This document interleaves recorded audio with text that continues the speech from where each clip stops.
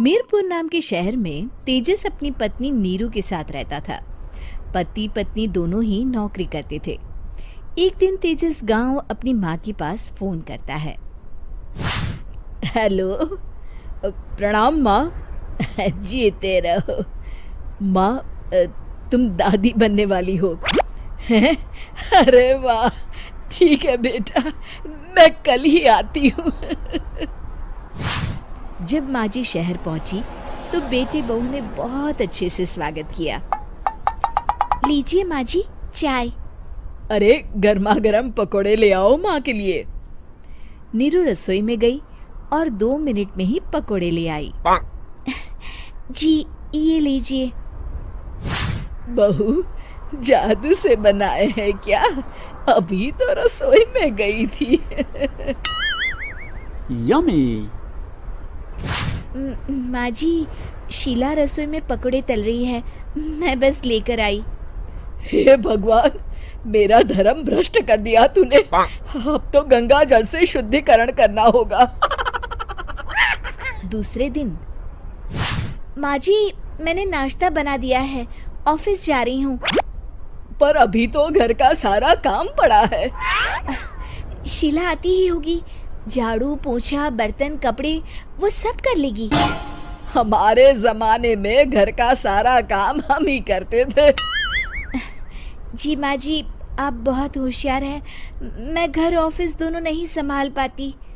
तो जरूरत क्या है घर से बाहर जाकर चाकरी करने की? वैसे भी घर का काम खुद करने से घर में बरकत आती है, समझी? पर माँ जी। पर वर कुछ नहीं, इस महीने की पगार मिले फिर ऑफिस बंद। हाँ। रात को नीरू तेजस से कहती है, सुनिए जी, माँ जी बोल रही थी कि मैं नौकरी छोड़ दूं। वैसे ठीक ही तो है, अभी तुम्हें आराम की जरूरत है। फिर भी आराम कहाँ, शीला को छुड़ाने के लिए बोल रही थी। तो अब 24 घंटे में इतना काम तो कर ही सकती हो। पर जॉब पसंद है मुझे, घर पर मन नहीं लगेगा। अगले दिन जब दोनों ऑफिस के लिए निकल रहे थे, मेरी तो कोई कीमत ही नहीं है इस घर में। माँ जी, आजकल महंगाई बहुत है, रहन सहन भी बदल गया है, दोनों नौकरी करते हैं तभी ठीक रहता है। अच्छा, तू कहना क्या चाहती है? मेरा बेटा तुझे बिठा के खिला नहीं सकता? तू ही इस घर का खर्च चला रही है, हैं? नहीं माँ जी, मेरा वो मतलब नहीं था। मतलब खूब समझती हूँ, ये बाल धूप में सफेद नहीं किए मैंने। हाँ। अब तो ये रोज का काम हो गया था। तेजस भी रोज की झिकझिक से परेशान हो गया था। एक दिन उसने कहा, नीरू, वैसे भी तुम्हें मैटरनिटी लीव मिलने वाली है, तो अभी से ही छुट्टी ले लो। पर क्या, मेरी सैलरी अच्छी खासी है। आखिर नीरू ने रिजाइन कर दिया।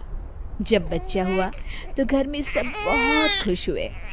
कुछ दिनों बाद तेजस फाइल देख रहा था। क्या हुआ तेजस, कुछ परेशान लग रहे हो?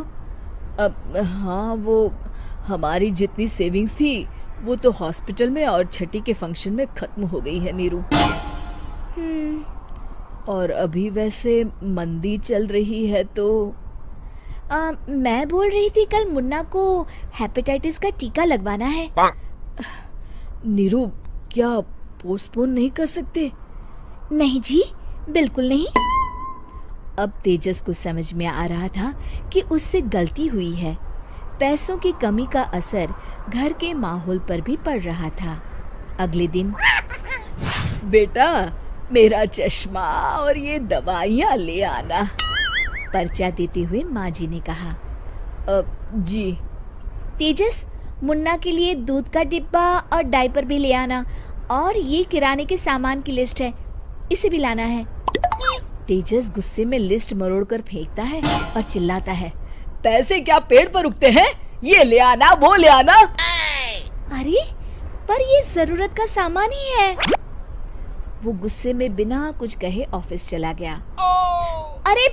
अरे लंच तो ले जाइए। नीरू दौड़कर डिब्बा पकड़ाती है एक दिन खाना खाने के बाद, नीरू, अब तो मुन्ना कुछ बड़ा हो गया, तो अब तुम वापस ज्वाइन कर लो ना जॉब। पर इस रिसेशन में जॉब मिलना बहुत मुश्किल है। ट्राई तो करो। फिर मुन्ना, माँ जी है ना, और एक फुल टाइम मेड भी लगा लेंगे। पर माँ जी, उन्हें तो पसंद नहीं। तभी माँ जी वहाँ आ जाती है और प्यार से नीरू के सर पर हाथ फेरते हुए बोलती है, अब मेरी समझ में आ गया बहू, पहले के और अब के समय में अंतर है। तुम काम शुरू करो, मुन्ना की जिम्मेदारी मेरी। मेरी प्यारी माँ जी।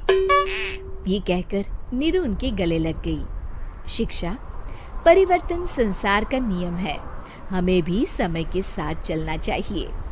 उम्मीद है कि आपको हमारी ये कहानी पसंद आई होगी। कृपया हमारे चैनल को सब्सक्राइब करें और सभी अपडेट्स के लिए बेल आइकन जरूर क्लिक करें। और हाँ, वीडियो लाइक और शेयर करना मत भूलिएगा। Bye bye.